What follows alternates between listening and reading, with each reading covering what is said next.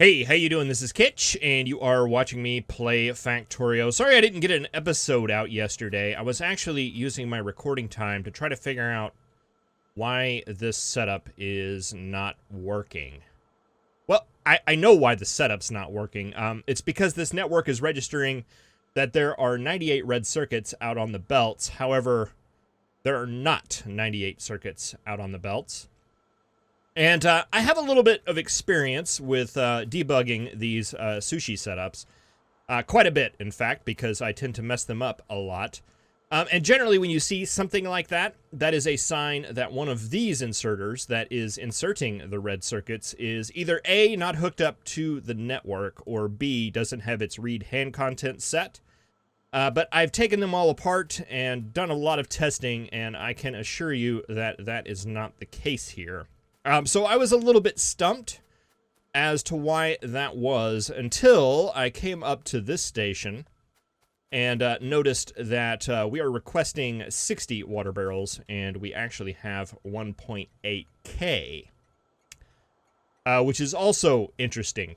Then it finally occurred to me, whenever you have two counter networks that are messed up, that are completely independent of each other, that tends to mean that there's something else going on. And in the case of this, it was the power situation that we had. These combinators require power to do their math.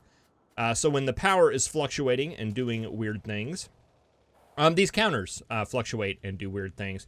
And it wasn't just this setup here. We also had a problem with military in that it was completely backed up. Red and green was fine.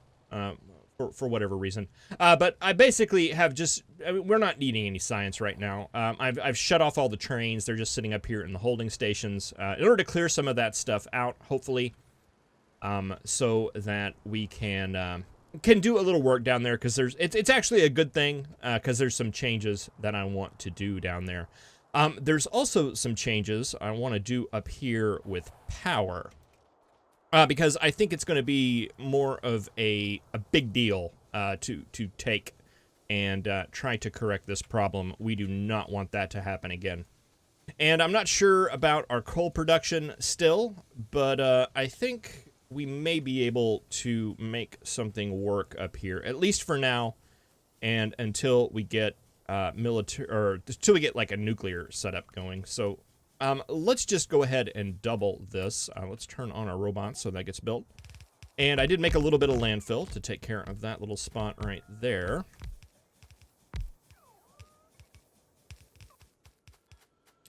And yeah, I want to get another power line running here. A power generation line, I should say.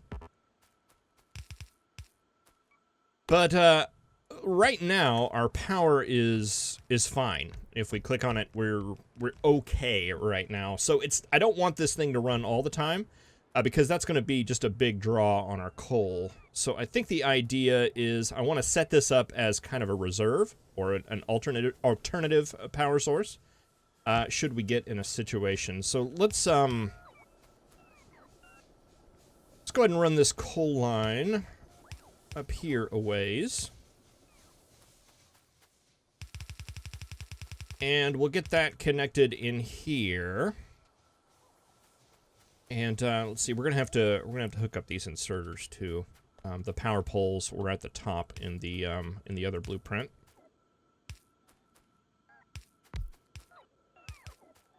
Yeah, these are gonna show up as no power until our burner inserters kick on, and that should get those powered. Well, if we hook up the water, we're gonna need to hook up the water.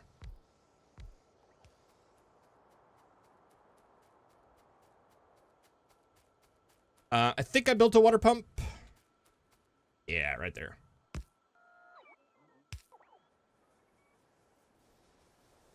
All right, there we go. Now that is up and running.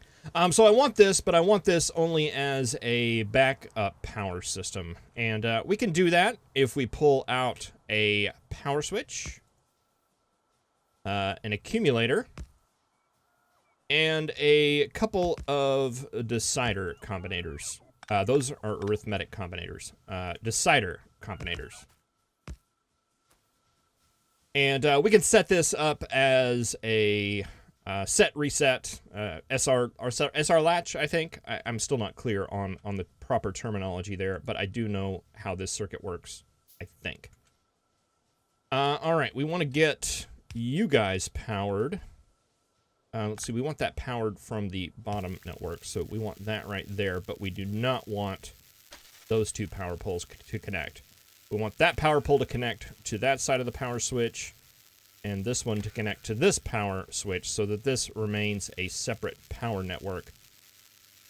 But the accumulator is charged from the bottom network.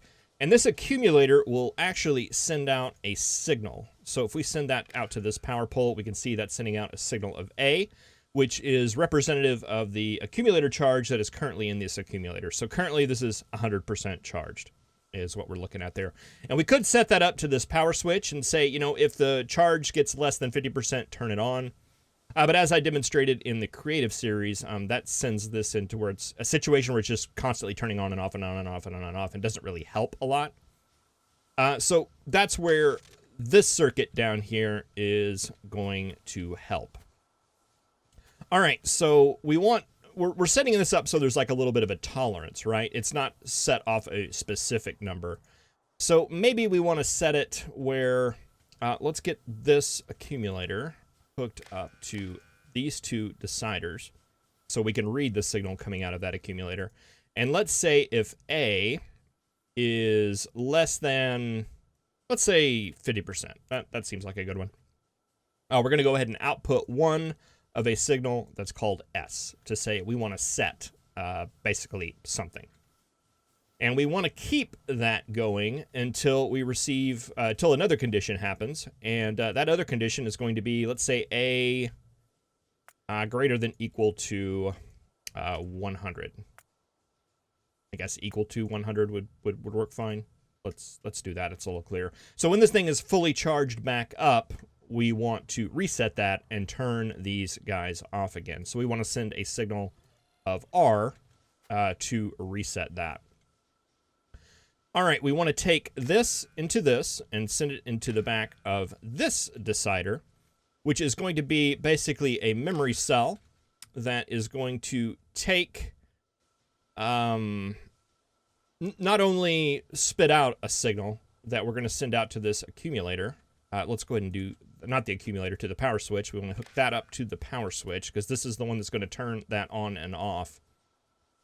But we want to be able to remember the good signal so that we can persist it, all right? So currently, we are getting a signal of R right here. What we want is that if S coming in, the set signal is greater than the reset signal coming in, we want to output that S signal. So right now, it's not. We're getting an input signal of R, so we're not getting that one coming out. But if we were to get this S signal, we would no longer get that R signal, and we would get an S coming in, so that would be 1S, and then we're going to spit out an S if that condition occurs, so that is going to actually come back into the memory, so we're going to be getting 2 S signals, which will always be greater than R, so we have some tolerance. It'll never really happen, because when A equals 100, we're not going to have an S signal, but it gives a little bit of tolerance for some genericizing the circuit a little bit. So if we do get 2 S's, we're going to output that 1S. 1S is going to come back here. That one's going to come up to here. And we can turn this on whenever that set signal is greater than 0. So at a high level view, basically what happens is if this accumulator gets below 50%, it's going to kick this guy on, and it's going to keep this guy on until we get our reset signal, which is A being fully charged again. So how do we test this? We test this by, say we don't test it, but let's turn off those guys. And let's turn off those guys. Now that should drain this accumulator out. Okay, it's going to drop, and as soon as it hits 50%, we should see this power switch open. Bam, there it went, right there. So that's going to kick on these guys and help give a little bit of energy. Except it's not because we cut way too much power out. Will that charge it up? Okay, yeah, getting that second line there is going to charge. So this one's going to stay on until that guy gets charged up fully, and then our power switch is going to open again. Or at least open and shut these guys off up here. There we go. Okay, we're in a good spot right now. That is going to basically drain out this accumulator, and once it hits 50%, boom, these guys kick on. And it's kind of doing its loop right now, where it's, you know, kind of going back and forth, which is good. But if you do it just with the direct, it does that exact same process, but much faster. All right, let's go ahead and get all of our power back on. And we should be in a good situation. This circuit right here is an extremely useful one. And one that I kind of want to go and revisit some of our station design with, and maybe try to get that implemented in there. Get in here. Because basically I'm having the problem right now where the trains and the holding station are going to be active just as soon as, you know, one less item than what is in the station. And it's only going to fill it up to one more than what's in the station. So these guys are perpetually running. So I think that circuit that we just did on that is going to be very, very useful down here for these train stations. If not complex with the circuitry that we already have. So I want to, it may be possible that we're redoing some of this down here, and that's okay. But it's something I want to look into because I think it makes a little bit more sense. So let's go ahead, we'll roll the intro, and get into looking into a little bit better station signaling.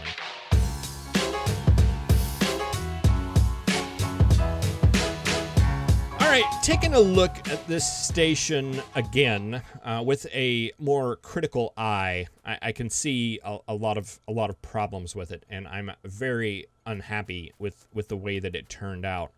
It's kind of your typical software design story, really, if you look at it, where you start out with a list of requirements and you meet those requirements, and then those requirements change over time as people join and leave the project, and the customer wants different things, and then there's the idea to implement these holding stations that come in later after you've already laid the groundwork. I mean, it's typical. We're looking at legacy software here. We're looking at an old legacy system, and it's just got stuff bolted on. It works. It does what it's supposed to do, but if we wanted to implement something new inside of it, like the circuit that we just worked on for the power, we're going to run it into a little bit of problems.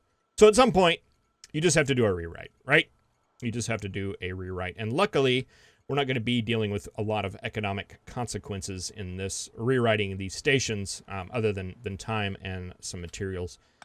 So let's kind of rethink about this and refocus on what the goals were. The goals were to have multiple different things.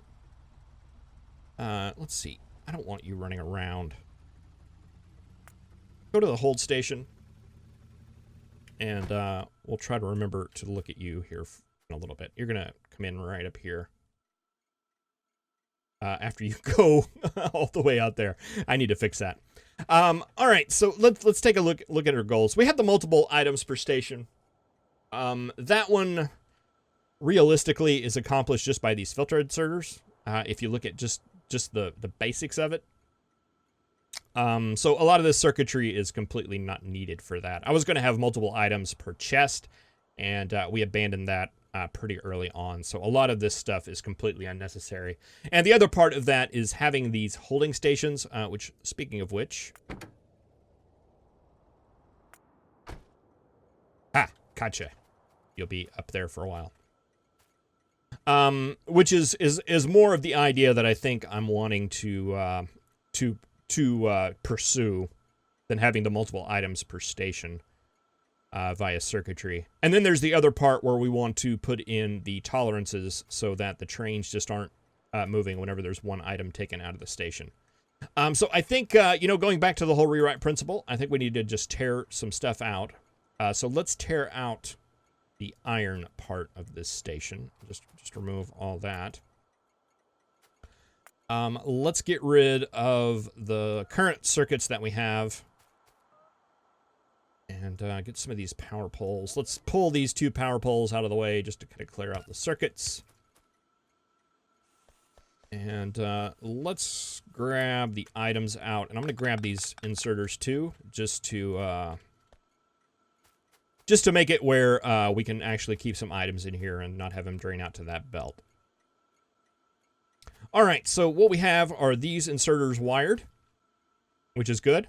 And these boxes right here wired, which we are going to want to keep, because that is going to give us what we have. So let's throw some deciders down here, and let's set up our set reset based off of that. Let's grab that, move it into here. We need basically 60. 60 copper running through here at any given time. There's going to be a little bit of buffer on the belt, so let's do something like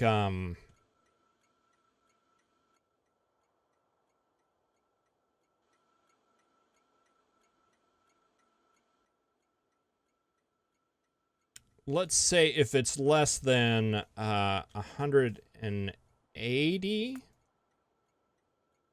We set out our set signal. That's the lower bound. So we want to bound this to be basically 3. It needs 60 a minute. So that is basically 3 minutes worth of copper stored in these chests is what we want.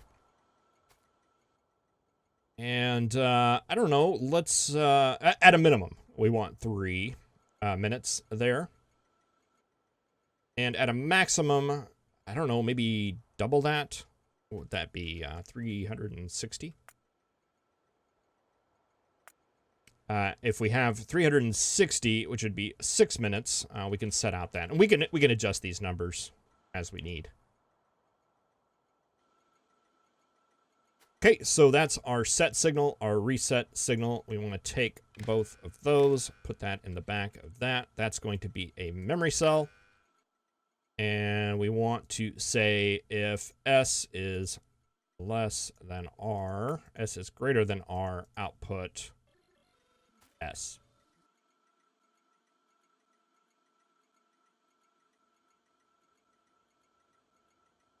Okay, and we can take that signal, send it to those inserters, and we want to say if S is greater than 0, that means we need something, and you guys can turn on. And we'll leave the filter on there.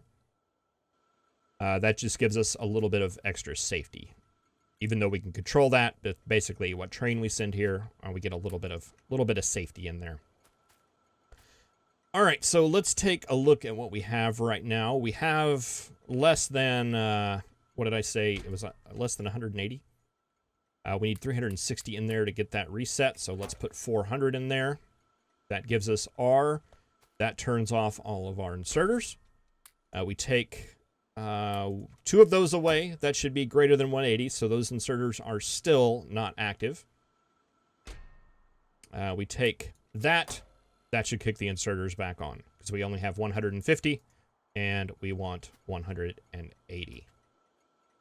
Those numbers are going to, that's just me throwing some stuff out there.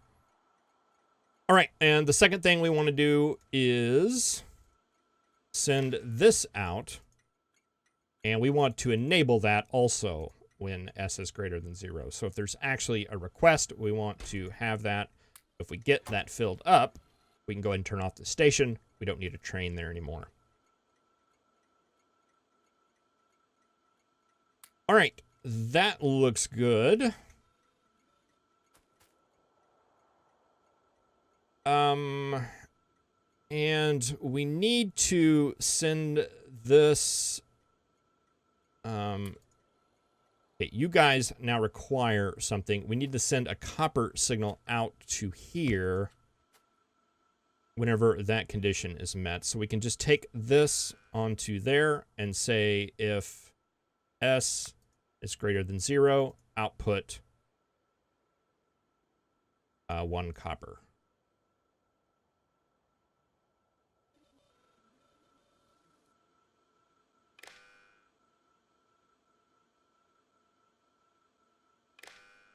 On that red network. Okay, so now we have 2 coppers. We take this out, we get our 1 copper just right there, and there must be another station out there that needs some copper. That's okay. All right, I believe that is what we want. Whenever that gets filled up, that should turn off the stop, and then we only have 1 copper signal coming out. So yeah, that's pretty much exactly what we need. Now, I'd like to be able to maybe genericize this a little bit, if that's a word.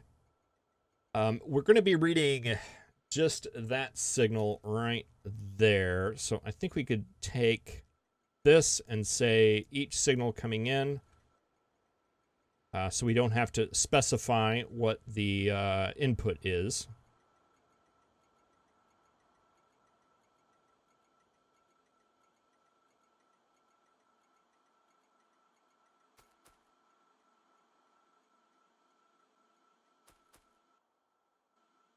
We were reading what came out of the train stop and activating the inserters off of that. We don't need that. That's going to be covered by our filters, I believe. The only thing I could see... Okay, so if we place this down, we need to set all the filters. We need to set this one to whatever item our station is going to be at. And then we need to set our tolerances right here.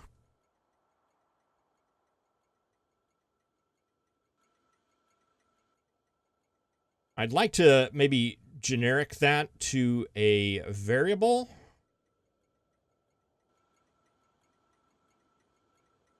The problem with doing that is that if we'd have to...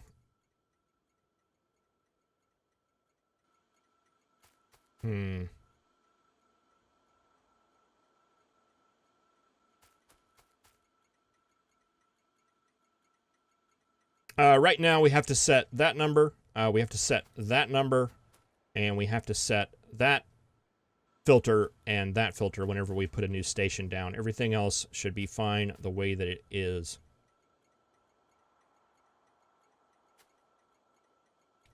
Kind of like to do...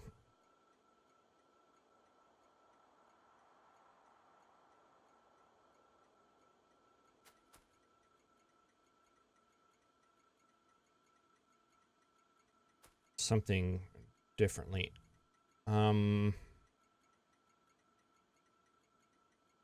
Let's just play with some things and see if it's going to be worth it in the end. Kind of suspecting that it's not. And we should leave well enough alone. Let's put down a constant combinator and an arithmetic combinator. So the idea being here is that we could put an item. Let's say I wanted 60 of those, which is basically the items that we want per minute. And I send that in the back of those. You take each signal coming in and multiply that by 2 and output that as L. That would be L for the low water mark, basically. And then if we multiplied that by 4 and set that as... No, wait. Multiply that by 4 and send that out as H. That would be our high water mark.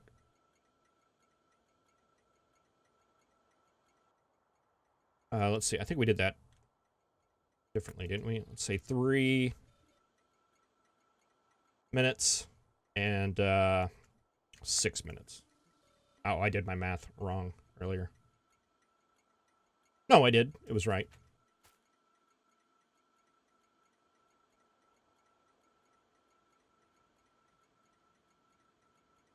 Okay, let's take that down 1. And let's take this into the back of that. Actually, let's do that as an arithmetic combinator. Not that it matters, but it does. Turn that and convert that signal. Each signal coming in from there, let's add 0 to it and set that as T for our total.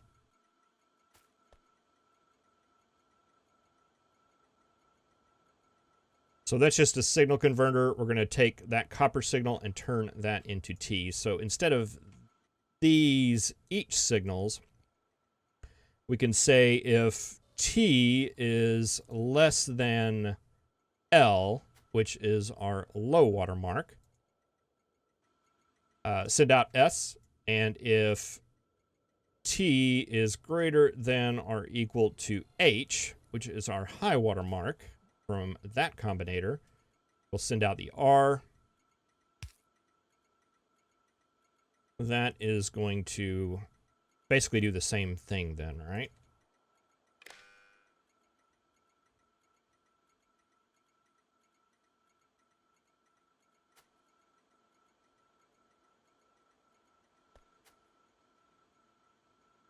You go out to that. You come and connect to that.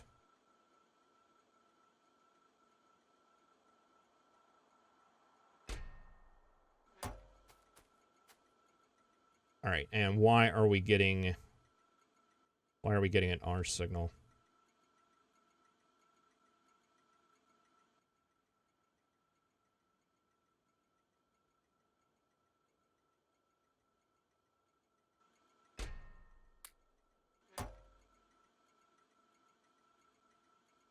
Oh, because that is not plugged into that.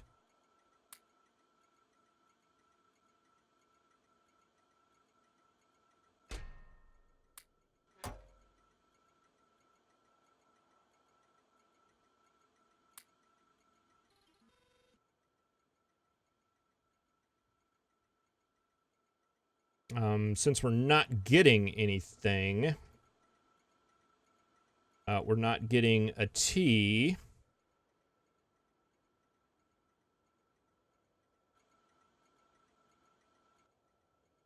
We're not getting an L. Oh, I haven't sent these guys over. That would explain a whole lot. Let's get those plugged in. That goes into right there. That's the problem. Okay, so we're getting our S signal. Yeah, there we go. That was it right there. Okay, and we're getting our S. Everything's turned on. We go through and fill all that up. Everything is turned off.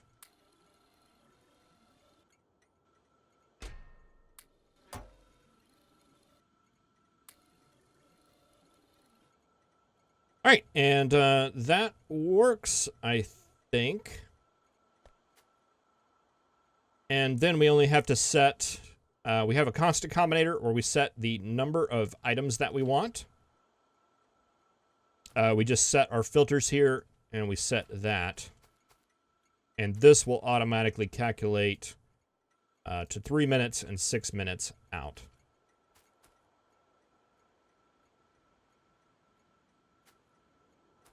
Is that better than what we had before? I'm not quite sure.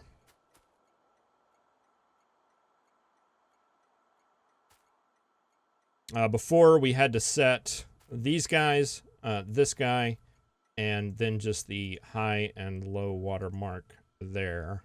Now we just set one value here, and we still have to set that. So we're basically, with all those extra combinators, we're setting one value instead of two.